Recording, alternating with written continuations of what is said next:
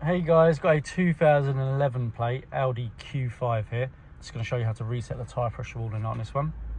So on this one, I'm going to use the screen on the centre of the dashboard and the controls here on the centre console. So first, we're going to press the menu button, which will bring us to this screen. And then we want to scroll around till we get to car, and then click in the dial. Then from here, we're going to press the left button on the side of the dial, which will take us to this. And scroll down to servicing and checks. Click in there. Then tyre pressure loss indicator. Click on that.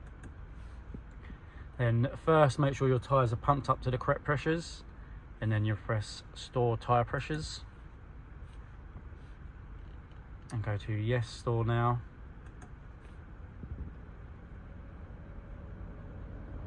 And that's it.